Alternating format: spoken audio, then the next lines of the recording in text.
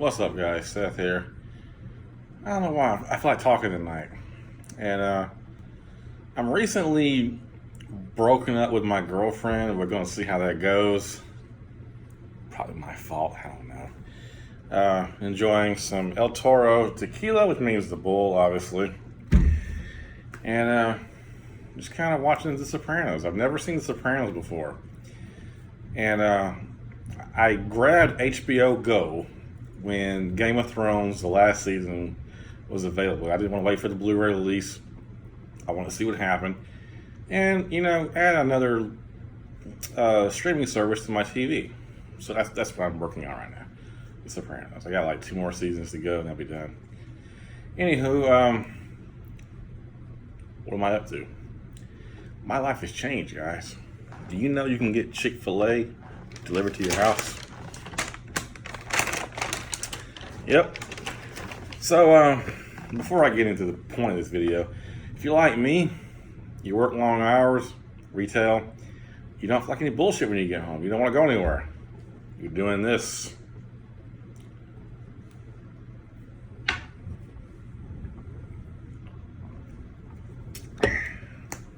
Makes it all better. And also, if you're like me, you're playing around with an object like this. So obviously you don't want to drive anywhere. I just saw what my cat's doing. So there's a lot of apps you can download for your phone. And I'm looking for my phone and I'm using my phone to record. That just shows how long my week's been. But there's Waiter, there's Grubhub, there's Uber Eats, there's Postmates, there's Grubhub, there's tons of apps. DoorDash is another one. There's tons of apps out there, and I knew this was going to catch on eventually, to where you can't, you don't just have pizza delivered. And I've always asked myself this question: why is it if I want a hamburger, or from McDonald's, or if I want a salad from Zaxby's, which that's also on there, why can I not get that delivered the same way a pizza can? It's still food. It still has to be.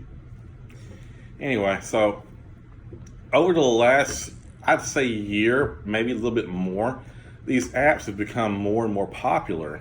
It's basically Uber, but with food. You have someone go pick up your food at the restaurant for a fee, and they get to your house on a decent time, and they're nice, whatever, you give them a tip or whatever. My favorite of these apps, and I'm going to get to the point of this video eventually, but my favorite of the apps right now is Postmates. I just got that last night, and the reason I like Postmates is because, one, you choose your tip after you get your food. So say I get my food from Waiter and the guy's an ass, he's smelling like BO, he's late, whatever, but they force you to choose a tip before you get your food.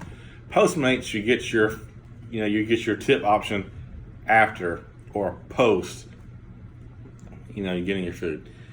And the second thing I like about Postmates is when you go on your phone on the app, once your food's picked up, you see a picture of your driver on a GPS map. You're down here or wherever you are, and your driver's coming to you on the map. And once they get to right about there, you start getting alerts on your phone saying, hey, your driver's near, blah, blah, blah. So you know just when to go to the door. So if you got a woman over, yeah. Anyway, so you can kind of plan how you're gonna, accept the food. So if you guys are like me and you want a good option for you're working hard, check out Postmates. Also check out Waiter, Grubhub, DoorDash, and Uber Eats while you're at it. Now to the point of the video, which I'm sure you guys are waiting eagerly. I need another shot. Anyway, I was contemplating just now what constitutes my favorite sword, Motohara Custom, obviously, and why. Why is this sword worth $2,500 when the rest of them, they look the same to the untrained eye, I guess, and just what I got going on here. Like, this is just a random video. If you guys don't want to watch it, hit that X at the top. So this is my baby, my Motar, my custom sword. L6, perfect in every way. I have racked my brain, guys, to try to find something to complain about with this sword. And there's one thing I can complain about. I can't afford another one. Anyway, why does it cost $2,500? The quality that goes into it. Let's just start with that. The steel's L6, and L6 done right. I don't mean the cheap Chinese garbage you guys see on eBay, and they're saying it's an L6 sword and it's $200. That's not. You guys can't believe that. It's not. There's no way it's real. It's not real. It's just not real. The Hamon on this katana is very, very prominent. And when I said in the other video that the Kanye Black Wasp polish is better, you guys got to realize that the polish on the Black Wasp is like borderline Nihonto level, because that's how Kanye did it back in the day. And I've heard stories that it's not quite as good as it used to be. But the polish on this katana is very, very good. You guys can see that. It's very clear. There's a mirror polish on it. You've seen that in the other videos. As far as someone asked me, does it rust easy? And I'm not gonna lie, I was looking at some of the swords on my rack earlier when I got home from work, and I was gonna pick out the Tsunami just to fiddle around with while I watch TV, and there's rust on it. From what? I don't know. I haven't looked at the sword in a couple of weeks. I keep all my swords oiled, so when I'm off on Tuesday and Wednesday, guess what I have to do? Yes, I have to repair a sword. I got to remove rust and then resharpen it, because when you remove rust that close to the edge, you're going to rough up the edge with the sandpaper or whatever the hell you're using, whether it be metal polish, whatever, and you have to, anyway. So this sword is very, very rust resistant as far as high carbon steel goes. Every time I found a spot on this, I panicked, and it's always just flicked off with my fingernail, and I go, whew, dodged a bullet there. So that part is done very well. Fittings are perfect. And the more I own the sword, the more I like the gold colored Habaki rather than what I said in the earlier video, which I wanted silver, but I like the gold colored brass.